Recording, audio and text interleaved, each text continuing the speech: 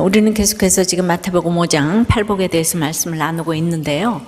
팔복산에서 가난한 자가 누릴 애통과 온유와 의의 주림으로 배부르게 되고, 팔복산의 통로인 긍휼로 팔복산의 시력인 청결을 갖게 된다고 했습니다.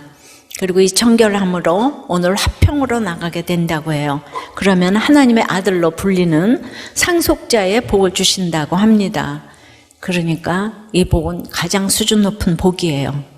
근데 제가 결혼하고 날마다 식기도 할 때마다 말씀은 하나도 모르니까 제가 날마다 남편과 어머니가 화내지 않게 좀 화평하게 해주세요. 그냥 오직 그 기도한 것이 너무 기억이 나는데, 군대 같은 시집살이니까 하루 3끼를 꼬박 먹으면서 3번은 식기도 때마다 눈을 감아야 되잖아요. 그때 진짜 이렇게 화평을 읊조렸던 기억이 있습니다. 오늘 상속자의 화평의 개념과는 너무 다릅니다. 그래서 오늘은 팔복산의 상속자가 되는 7째 복, 화평에 대해서 생각을 좀 해볼게요. 팔복산의 상속자는 첫째로 상대와 함께 화평을 누립니다. 9절입니다. 화평하게 하는 자는 복이 있나니 그들이 하나님의 아들이라 일컬음을 받을 것이며, 그러니까 화평하게 한다는 것은 싸움과 갈등을 없앤다는 뜻으로 이해하기 쉽잖아요. 그러니까 팍스 로마나 로마의 평화가 바로 이런 것이었어요. 로마가 힘으로 상대를 제압해서 로마의 뜻을 거스를 그 대적이 없는 것이 로마의 평화였어요. 근데 이것은 로마 입장에서만 평화지요. 제압당한 상대 입장에서는 이거 절대 평화라고 할 수 없잖아요. 옛날 중국의 중화사상이나 근대 서구의 제국주의도 다 같은 부류입니다. 독일의 이 나치 정권의 유대인 학살은 전 세계에서는 천인공노할 사건이지만, 이 독일인 히틀러는 고대 3대 문명을 멸망시킨 아리안족이 자기 민족으로서 이제 그 유럽을 이렇게 제패를 하게 되니까 이제 세계를 지배해야 되는데, 이때 가장 걸림돌이 되는 유대인은 반드시 죽여야 하는 인종으로 여겼습니다. 근데 놀라운 것은 반유대주의에 다 깊이 가담을 해가지고 이 600만 명을 죽이는데 온 나라가 기차로, 우편으로, 행정기관, 은행, 교회 등등이 아무도 저항이 없이 같이 동참했다는 것이죠. 그들을 죽이는 데는 개종해도 소용없고 3대 혹은 4대 위에라도 유태인 조부가 있는 사람은 그들의 조부가 1871년 1월 18일 이전에 개종한 것이 아니라면 누구도 예외 없이 몰살을 당했어요. 독일은 이제 승자의 나라니까 화평했겠지요. 근데 유대인들은 참혹하지 않아요? 그러니까 내가 악해도 내 가족, 내 고향, 내 나라는 똘똘 뭉쳐서 자국에 이익밖에 없다는 것이 우리가 다 죄인이라는 징표인 거예요. 화평하게 하는 자라는 헬라어 단어 에이레노 포이오이는 성경에서 여기 단 한 번 쓰인 단어인데요. 워낙 화평은 히브리어로는 샬롬, 헬라어로는 에이레네. 근데 여기 이제 에이레노 포이오이로 이제 복수로 이렇게 쓰여졌는데, 평화를 만들기 위하여 노력하는 사람들이란 매우 적극적인 의미를 갖는데요. 이러한 표현은 이 세상은 인간 사이나 나라 사이나 생태계나 이미 평화가 깨어진 세상이기 때문에 아주 평화가 복원돼야 하는 세상임을 전제하고요. 그것은 궁극적으로 죄로 인해 하나님과의 관계가 깨어진 세상을 의미해요. 지금 우리나라도 자기 편히 말하면 무조건 옳다의 시대를 살고 있어요. 예전에는 가난하고 살기 힘든 때는 다 교회로 피했어요. 그래서 유례 없는 기독교의 번성을 가져왔는데요. 번영을 주시니까 이제 인권의 시대가 도래했어요. 이게 좋은 것 같지만은 저는 태어나서 가장 무서운 시대를 지금 살고 있다고 생각이 돼요. 기독교가 개독교로 불림을 받는 것은 정말 처음인 것 같아요. 이것이 무서운 것입니다. 그러니까 기독교가 이렇게 갑자기 부흥하니까 굉장히 기독교에 대한 피해의식도 있어 보이고요. 문제만 났다 하면 기독교라고 지금 부각이 되고 실제로 눈살 찌푸릴 일이 참 많습니다. 그 반유대주의를 거슬러 올라가면 그 유대인들의 원죄가 있죠. 예.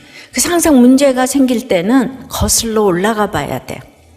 그 원죄는 예수님을 죽인 죄예요. 예. 빌라도가 예수님을 그렇게 살려주려고 했는데 끝까지 죽이라고 하니까, 나는 예수의 피에 대하여서 무죄하다고 하니까 이 유대인들이 그 피를 우리와 우리 자손에게 돌리라. 마태복음에 자 읽어보세요. 그러면서 피를 우리 자손들에게 돌려도 좋으니까 예수를 꼭 죽여라. 예, 사람이여 죄를 모르면 이렇게 엄청난 말을 함부로 하고 결국 성경대로 이루어졌어요. 이스라엘이 2000년 동안 예수 죽인 값을 아주 톡톡히 받고 있습니다.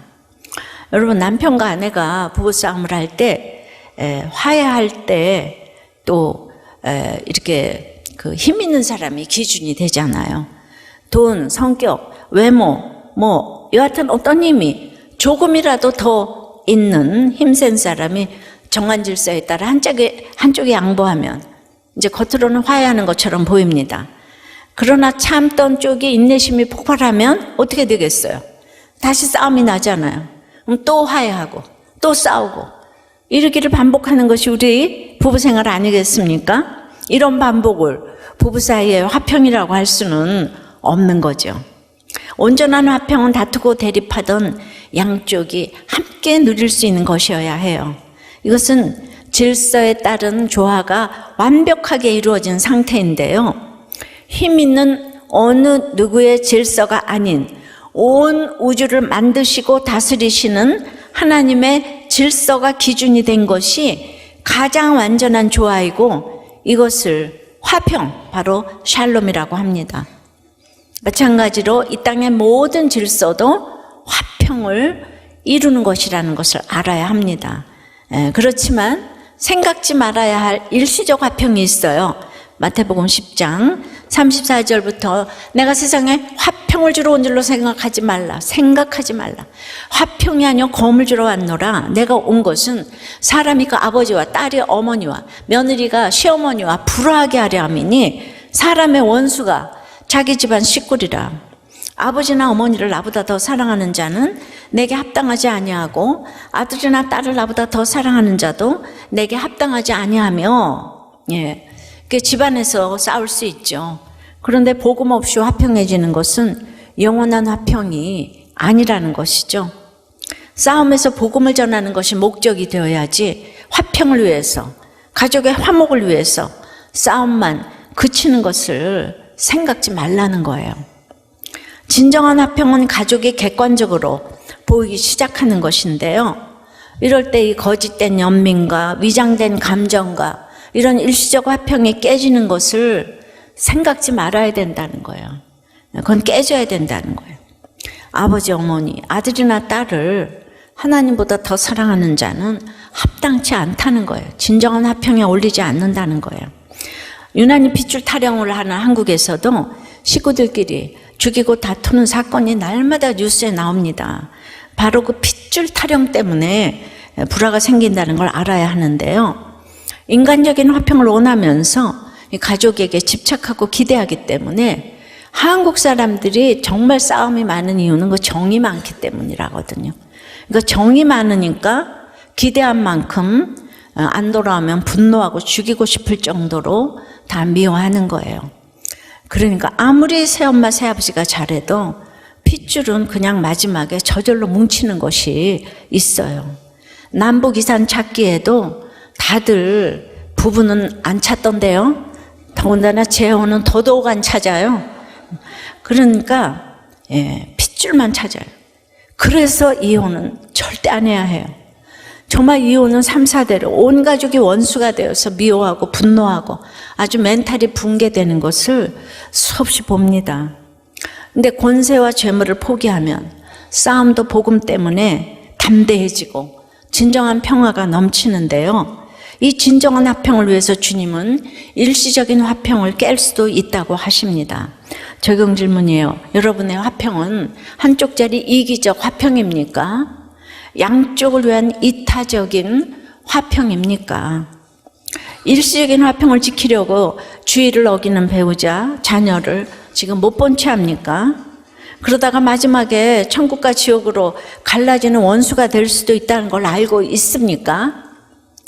100마디 듣기 좋은 말은 한마디 복음을 전하기 위한 것임을 실천하십니까? 한 목자님의 대구 아버님이 갑자기 주무시다가 잘못했습니다, 부처님, 하나님 하시길래 무슨 꿈을 꾸셨냐고 물어보니까 꿈에 하나님도 보이고 부처님도 보였대요. 여러분, 그렇다고 양쪽의 화평을 부처님 하나님에게서 찾으시면 안 됩니다. 예, 이 아버님은 세례 받으시기 바래요. 아들이 원하시니까 꼭 받으시기 바래요. 자, 팔복산의 상속자는 그러니까 양쪽의 화평을 다 원해야 되는데 그것은 십자가의 피로 화평을 이룹니다. 9절에 화평하게 하는 자는 복이 있나니 그들이 하나님의 아들이라 일컬음을 받을 것이며, 그 화평하게 하는 자의 동사형이 또 신약에서 딱 한 번 나오는데요. 골로새서 1장 20절이에요. 그의 십자가의 피로 화평을 이루사 만물고 땅에 있는 것들이나 하늘에 있는 것들이 그로 말미암아 자기와 화목하게 되기를 기뻐하심이라. 예. 그러니까 이제 화목하게 되는 길은 십자가밖에 없는데요.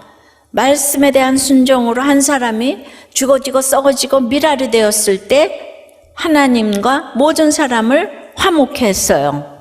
그래서 바울은 로마서 8장 17절에서 이렇게 말하는 거예요. 자녀이면 또한 상속자, 곧 하나님의 상속자요. 그리스도와 함께한 상속자니 우리가 그와 함께 영광을 받기 위하여 고난도 함께 받아야 할 것이니라.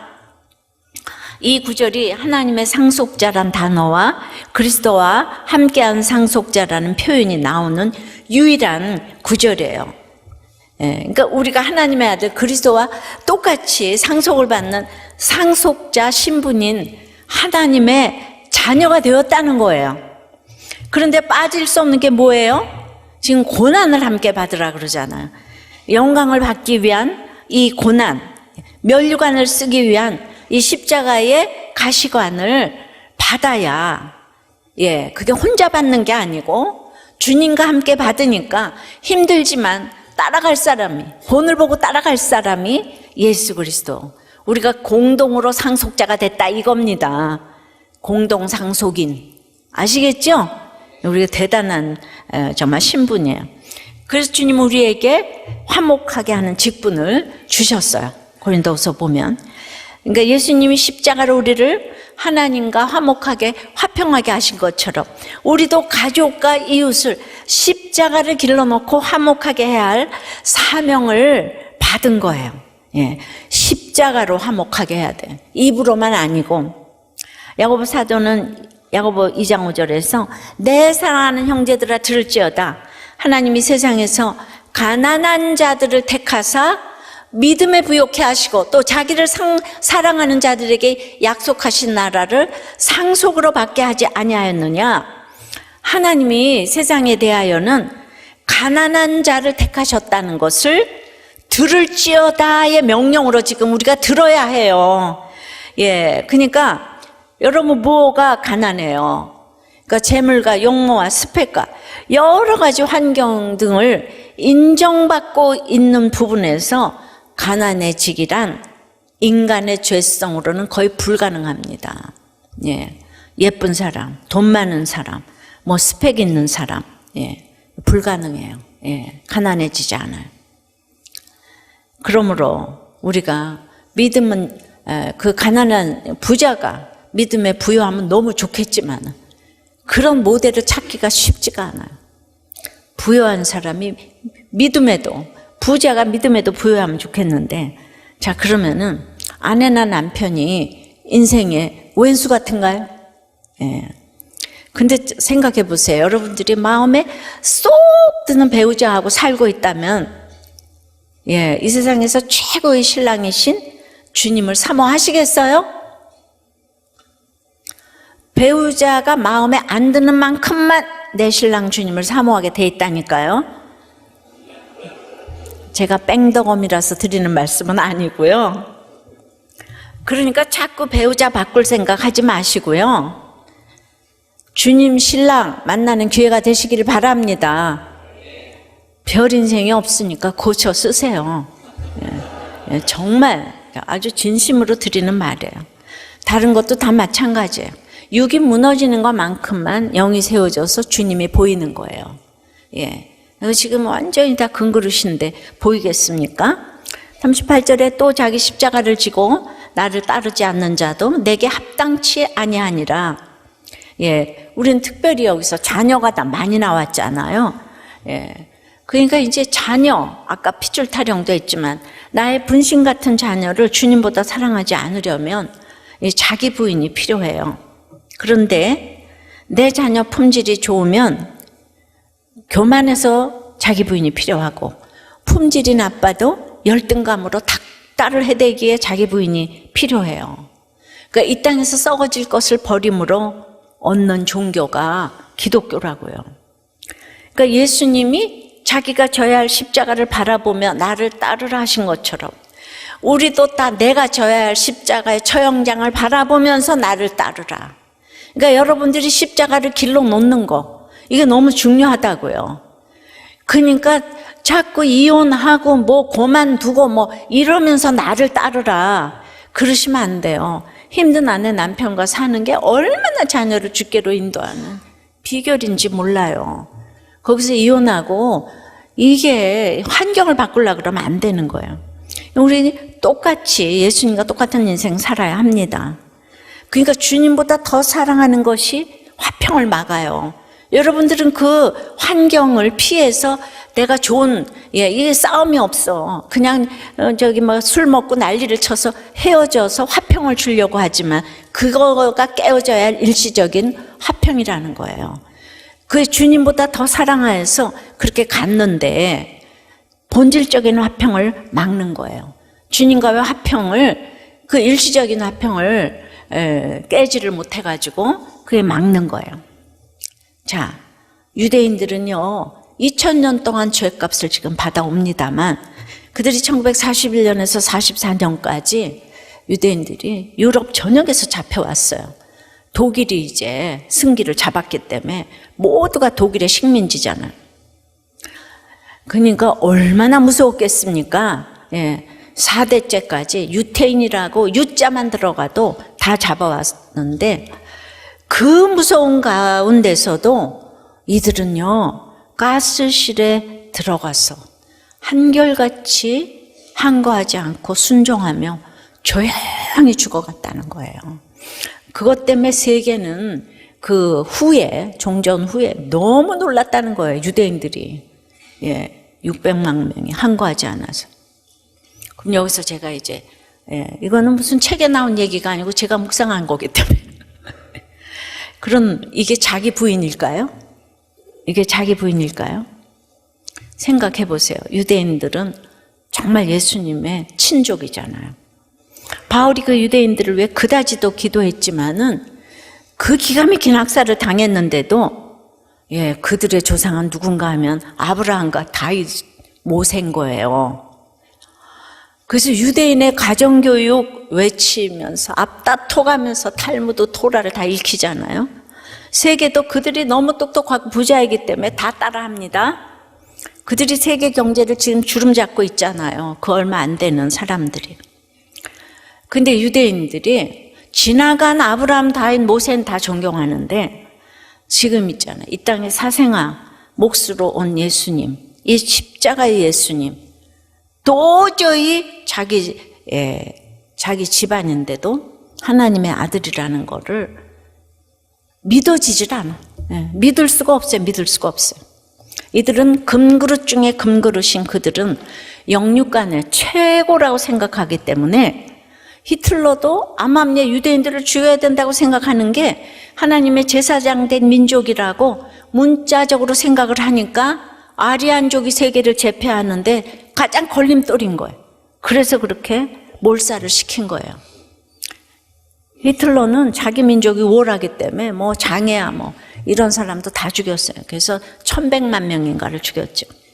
근데 유대인들은 이 선민의식이 하늘의 당에서 달아서 핍박당하는 것만 억울합니다. 유대인인 이스라엘이 회개하고 예수 믿고 돌아오면 그다음부터 하나님이 일하실 텐데 2000년의 고난과 유대인 학살 그 참혹한 가운데서도 안 믿어지는 게 예수더라고요. 저는 아주 기가 알았지만은 여러분 2000년을 무시당해도 못 믿는 게 예수님이네요. 그들은요 하나님을 믿는다고 하죠. 예, 우리 다 나 하나님 믿어 다 이러죠. 예, 그리고 교회 안 나오고 하나님 믿어 그러면서 목장 안 나오고 예, 이런 사람 많아요. 예수님 믿는 거 하나님 믿는 거의 차이를 아무리 설명해도 이게 성령이 도와주시지 않으면 이해가 안 되는 거예요. 행위로는 유대인들을 따라갈 자가 없어요. 우리가 안 믿는 사람이 행위구원을 외치면 따라갈 자가 없잖아요. 제가 우리 남편을 보면서 봤어요. 그러므로 정말 구원은 선물 중에 선물인데요. 이것이 지금 총리 요셉과 며느리와 동침한 유다의 차이와 마찬가지인 거예요. 여러분이 유다가 이해가 안 되는 이유와 똑같아요. 예, 지지난주에 유다와 요셉을 이해했냐는 질문을 제가 드렸어요. 예. 그래서 이제 몇 분의 나눔을 좀 읽어드릴게요. 어렸을 때 성경학교 퀴즈 할 때 성경에서 가장 존경한 인물이 누구냐고 해서 손들고 유다예요 그랬대요. 왜냐하면 유다가 우리 유씨인 줄 알고 그랬다는 거예요. 이분의 이름이 유진주예요. 남자분인데 그분을 어저께 주례하면서 엘리베이터에서 만났어요. 그래서 이름이 유진주라 그래서 엄마 유다 내가 얘기하니까 어떻게 아세요 목사님? 제가 이렇게 알아요 여러분. 그분은 평생 못 잊을 것 같아요. 이번 주일에 그렇게 목원으로 나눔을 했는데 그러니까 이분이 지금 생각하니까 대답 잘했잖아요. 그걸 우리들 교회 와서 답을 찾았습니다. 요셉을 살리는데 큰 역할을 미리 했던 싹수가 있던 사람이고 선한 마음을 갖고 있잖아요. 결국 이분도 유다가 구원받을 만한 행위가 있다고 지금 얘기를 하는 거예요. 또 한 분은 성경적으로 목사님이 말씀하시니까 그런가 보다 하는 거지. 사람으로서는 절대 이해 안 되죠, 유다. 내가 다른 거면 다 모르겠지만 며느리와 동침했다는 건 정말 아닌 것 같아요.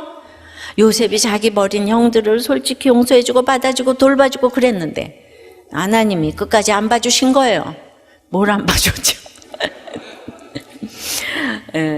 그러니까 자기 죄를 못 배우면 그럴 수 있으니까 그냥 그 정도까지인 것 같아요. 그러니까 며느리하고 동침했으니까 이해 안 간다는 거예요. 여기도 행위를 못 넘어가는 거죠. 하여튼 드러나는 행위 가지고 우리는 죽여라 살려라 하는 거예요. 우리 인생 전체가. 또 한 분은 아니 야곱이 믿음의 주상인데 콩가루라니 말이 돼요? 저는 불합리하다고 생각해요. 아니 야곱 시대가 지금부터 3000년 전인데 고대 시대에 지금 현대 시대를 비교하는 거는 그렇죠. 당시에는 당연했을 수도 있을 것 같아요. 성경적으로 구속사는 이해가 갑니다. 근데 그거하고 이거하고 뭔 차이가 있죠? 성경적으로 이해가는데 어떻게 야곱을 콩가루라 그러냐. 목장에서 다시 한번 물어보세요. 또 한 분은 썬데이 서울에서 나올 법한 19금 같은 이야기라서 성경에 이런 이야기가 있다는 것 자체가 이해가 안 됐어요. 성경에 있는 걸 어떡하라고요? 인간 말종이나 할 수 있는 이야기고 제가 바른생활가이다 보니 더욱 이해가 안 됐다는 거예요. 그러니까 술도 안 마시고 뭐 담배도 안 피고 이런 분들이 특별히 유다가 안 믿어지는 거예요. 난 신앙생활 잘했다. 그런 듣도 보도 못한 유다 이야기는 여기 와서 처음 들었다. 또 한 분은 저는 구원을 위한 추상적인 그런 거에 사명감 없어요. 저는 공동체에 지금 붙어가는 것이 억지로 가는 거예요. 근데 그 구속사의 팔복산과 기복산을 놓고 설교하시는 이 시간이 제게는 고통이에요. 저게 어떻게 다를 수가 있지? 그런데 또 기도하실 때는 아이디어가 잘 되게 해주시고 프로젝트가 잘 되게 해주시고 이게 앞뒤가 안 맞지 않아요? 그러니까 뭐 말로는 무슨 뜻인지 알아도 나한테는 적용이 안 돼요. 그런데 작년 남편의 사고 또 딸의 사건은 내 인생에 그것만 구속사로 받아들여집니다. 여러분 이런 이혼론이 어딨어요? 고난당한 것만 구속사로 받아들여지고 그래도 예전에는 떠날 공리 했는데 지금은 그건 아니고 없었으면 여기 앉아 있을 수도 없죠. 예. 그러니까 교회를 이제 많이 다니시는 분들이에요. 그래도 저는 우리들 교회가 목장마다 이렇게 솔직하게 나누어 주시는 게 이게 너무 감사한 거예요. 예, 최고예요. 예. 하나님의 자녀된 사실이 참 별것 아닌 것 같고, 카멜레온처럼 자꾸 세상으로 한쪽 눈이 돌아가지만 그때마다 말씀으로 돌이키는 거, 이것도 영적 싸움에 이기는 거라고 생각을 합니다. 우리가 힘들고 지치고 정말 낭망할 때가 많지만은 그래도 내가 전자동으로 큐티하고 목장 가고 예배 드리는 것이 119 구급차에 올라탄 것과 같다고 했잖아요. 이 팔복산행 기차, 천국열차를 타고 있으면 내가 거기에 타고 있다는 것으로 내가 못생기고 집 없고 망하고 분조장이라고 해도 같이 입성한다는 거예요. 천국에. 예. 바로 이거예요. 근데 내가 스펙이 좋고 대단하고 내 열심, 헌신, 구제, 성품이 아무리 훌륭해도 구원열차, 팔복열차에서 내리면 꽝이라 이거예요. 내리면. 그 사람이 잘나서 지금 기차 타고 가는 거 아니잖아요. 탔다는 것으로 지금 가는 거잖아요. 끝까지 타고 있어야 돼요. 근데 저는 뭐가 제일 감사한가 하면 저가 뭘 믿음이 좋겠어요. 근데 이제 굉장히 힘든 일이 많았잖아요. 그리고 정말 죽고 싶은 일이 많았잖아요. 그런데 그래도 제가 하나님이 하나님 부인하고 교회를 안 가거나 그런 일은 이제 없었다는 거, 이것이 은혜라고 밖에는 설명할 길이 없는데, 여러분 팔복상행 기차에서 하차하지 말기를 바라요. 네, 적용 질문이에요. 여러분의 집은 자녀가 문제아예요? 부모가 문제아입니까? 예, 여러분은 독일이 이해가 돼요? 유태인들이 이해가 돼요? 굉장히 어렵습니다. 예, 어떤 쪽이 이해가 되는지.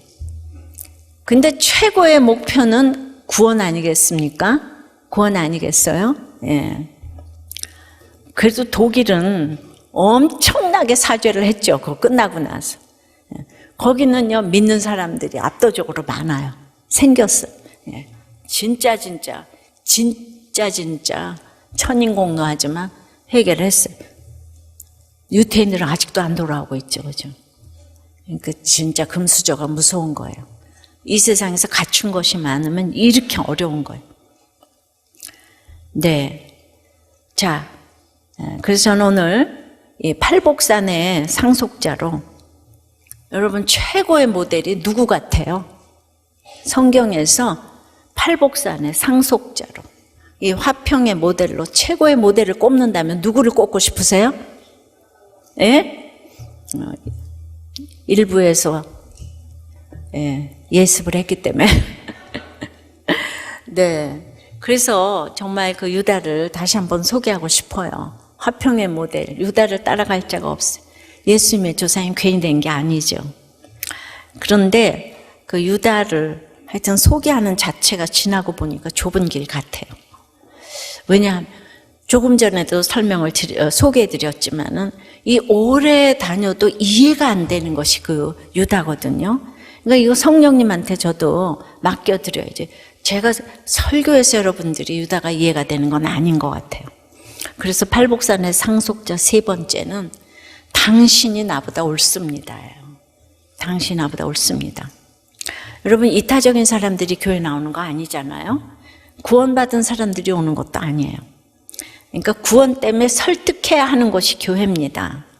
그러니까 항상 나에게 무엇이 이익이 될까만 생각하는 사람에게는 교회 오면 사람도 많이 알고 이득이 될 것도 좀 제시할 수 있어야 돼요. 여기 유명한 사람도 많고 뭐 랄랄랄라. 근데 교회 오면 처음부터 희생해야 되고 뭐 그러면은 그렇게 부르짖기만 하면 누가 오겠습니까? 믿음의 분량이 다르고 그것을 인정하고 그 눈높이에서 설득을 해야 되잖아요. 지금 이 구속사도 처음 오는 사람 이해가 안 돼요. 그런데 놀라운 거는 힘든 사람들은 오자마자 다 이해가 됐어요. 그렇지 않으면 제가 어떻게 여기까지 왔겠어요. 더군다나 맨 처음에는 제가 더 무시받을 여자 목사니까 정말 힘든 사람들만 왔어요. 요새하고는 또 다른 거예요. 근데 유다가 이 설득을 가장 잘한 사람이라고 여겨지는데요. 창세기 43장, 44장을 우리가 자세히 보면은 그 내용이 뭔가 하면은 유다가 요셉 팔아먹고 그 다음에는 이제 막 이방 여인 결혼하고 첫째 아들, 둘째 아들 다 죽고 그 다음에는 이제 일에 미치고 그 다음에 신전 창기하고 놀아났는데 그 창기가 며느리인 거예요. 그 며느리를 죽여라! 불에 태워 죽여라! 한 도장 끈 지팡이를 갖고 온 거예요. 이 며느리 다말이 음행 때문에 온 게 아니고 이 집에 씨를 잇기 위해서 아들이 거기는 영적 후손을 구약에서는 의미하거든요. 그런데 유다가 그냥 그녀는 나보다 옳도다라는 유명한 말을 했습니다. 회심했어요. 깨졌어요, 유다가. 깨지고 나니까 인생이 보이기 시작했어요. 그리고 이제 믿음의 조상이 너무 이렇게 중요한 것을 알게 되고 연약해도 이제 영적 아비인 야곱을 사랑하고 야곱이 사랑하는 요셉을 사랑하게 됐어요. 그리고 아버지 사랑, 베냐민 사랑은 입으로만 하는 게 아니라 그 아이를 대신하여 자기 생명을 담보하고 요셉에게는 자기가 종이 되겠다고 했어요. 여러분, 구원이 되면 사랑은 저절로 되어집니다. 그러니까 유다의 사랑을 보니까 진짜 사랑이 무엇인지 알게 되는데요. 예전 야곱 아버지가 요셉을 편애할 때는 증오심으로 복수의 감정까지 있었어요. 그렇지만 자기도 죄 짓고 요셉을 팔았잖아요. 요셉을 팔고 22년이나 지나는 동안에 아버지의 한결같은 슬픔을 보아왔어요. 그 야곱 아버지가 믿음이 있어도 그 헤어나오지 못하는 슬픔이 있었고 그 슬픔과 사랑에서 건지고 싶지만은 때가 되기 전까지 딱 다물고 있는 거예요. 이 때가 이 22년 동안 기다려야 돼요. 그러니까 저도 이혼하고 싶은 사람 너무 내가 도와주고 싶지만은 제 포지션과 자리 때문에 절대로 입을 열지 못할 시기가 너무나 많이 있었어요. 그러니까 그 십자가는 지혜고 타이밍이라 그랬잖아요. 그러니까 우리 모두 무엇인가에서 헤어나오지 못하는 각자의 식구들의 그 아픔이 있는데 그들을 위해서는 왜 그래요가 아니라 내 자신을 내어주는 방법 외에는 길이 없다는 걸 유다가 알았어요. 야곱은 여전히 요셉과 베냐민만 사랑하고 있어요. 근데 이 예수님을 만난, 그러니까 예수님의 직계 조상이 됐죠.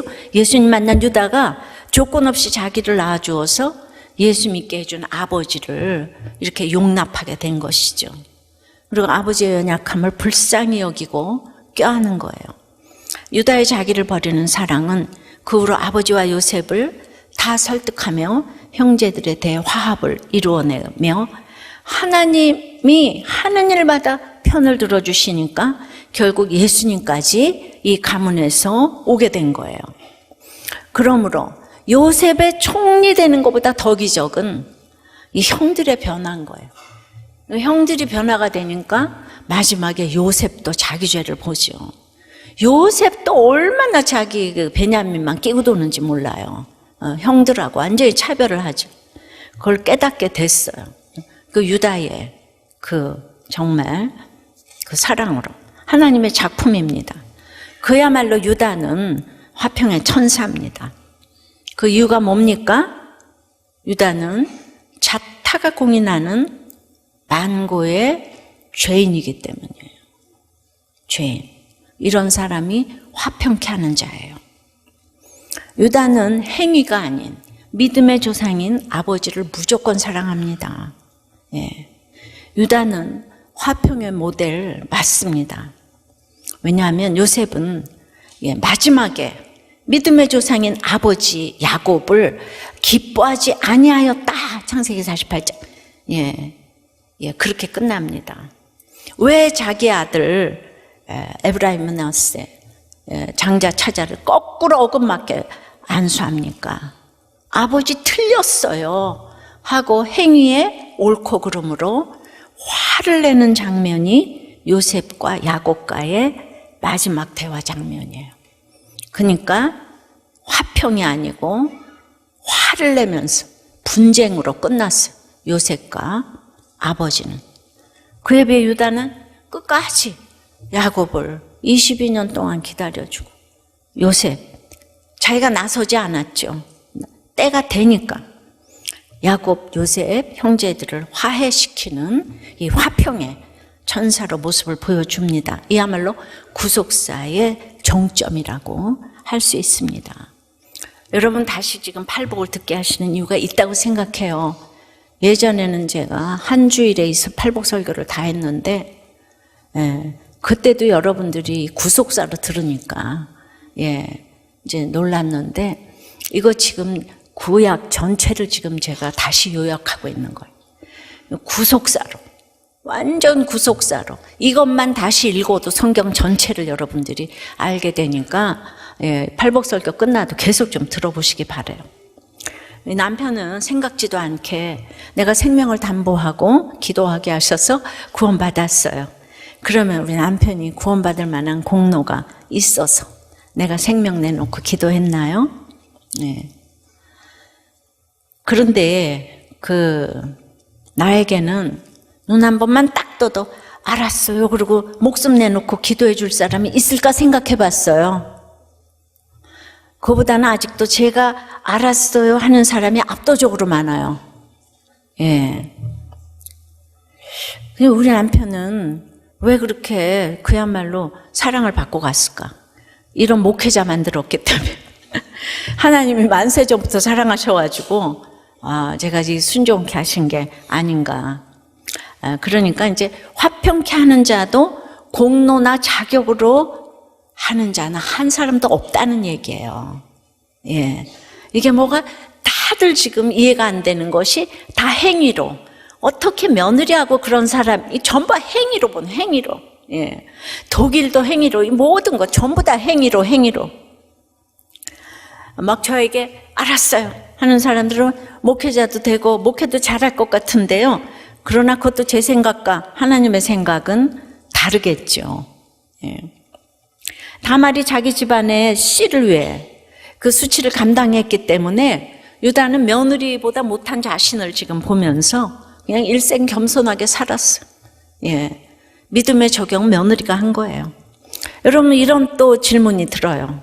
똑같은 사건에서 아브라함의 조카 롯은 딸들과 동침했지만은 그거하고 뭔 차이가 있어요?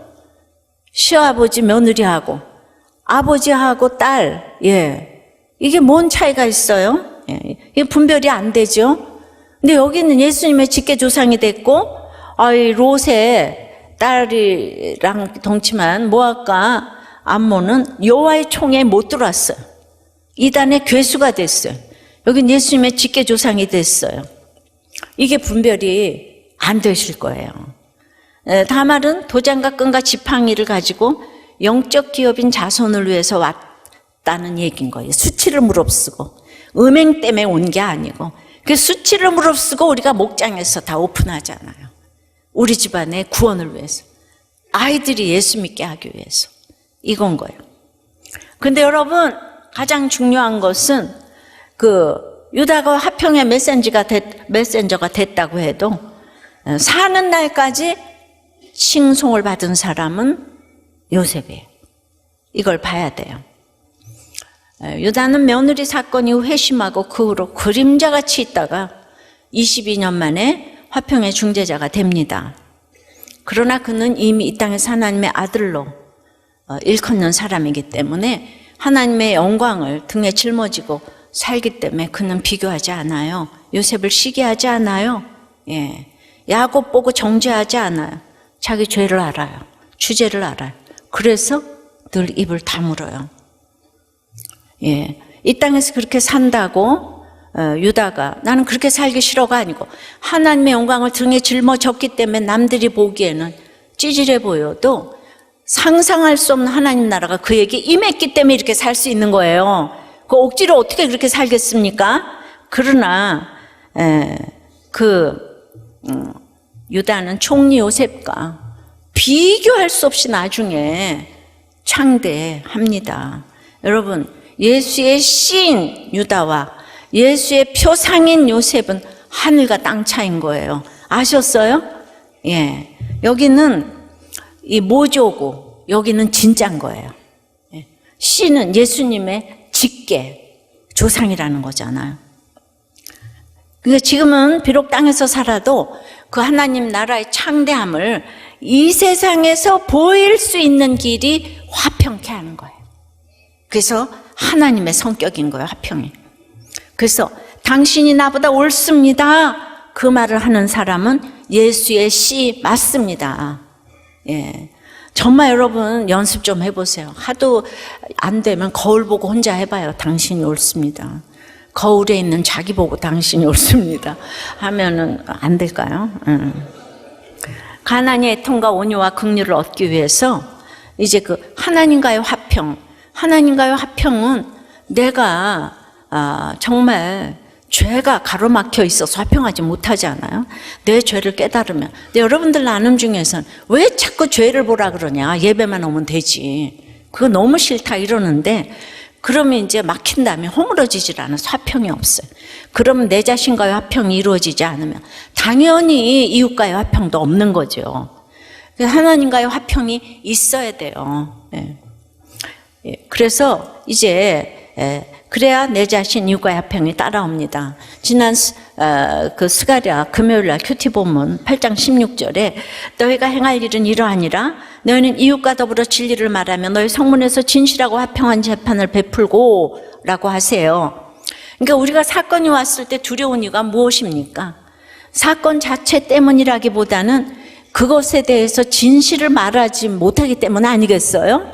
아이가 백자를 깼어요. 근데 그거가 뭐가 무서워요? 그걸 말하지 못하는 게 지금 무섭지, 그죠? 근데 그거 지나갈 건데 내가 그걸 말하면 너무 불이익을 받게 되니까 이게 자꾸 숨기고 싶잖아요. 진리와 진실을 말하는 것은 너무 외로운 길이에요.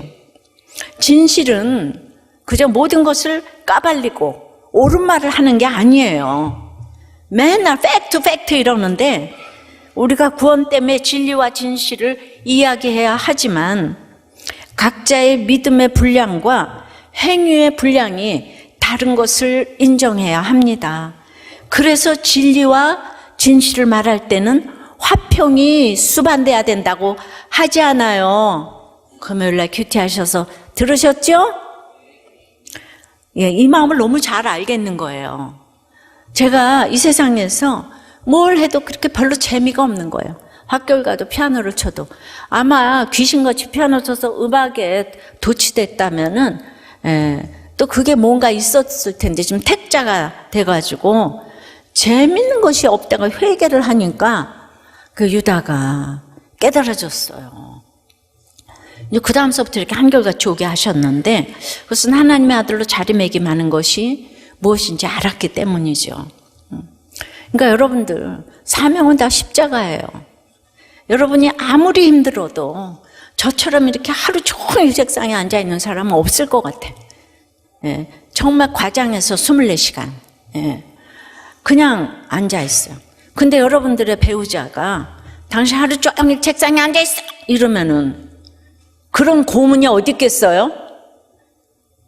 여러분은 지금 그 상황을 하늘이 내린 복으로 알고 감사하면서 가세요. 예. 그러니까 점점 살려야 될 사람이 많고, 예. 그래서 진짜 팔다리 허리 안 아픈 데가 없는데, 이 늙었는데 책상에 하루 종일 앉아 있는 거 이거 고문이에요. 근데 시간 가는 줄 모르니까 그렇게 또 이제 앉아 있는 거죠. 예, 우리가 다 밑동 잘린 나무인데 이 짧은 인생에서 그 다른 나무까지 살리고 가야 하는 게 이게 얼마나 사람으로선 할 일이 아닌 거죠. 예. 주님이 물과 불에 동행해 주시고 그래서 이제 통과하고 있는 거죠. 그래도 날마다 물에 들어가고 불에 들어가고 하니까 쉽지가 않아요.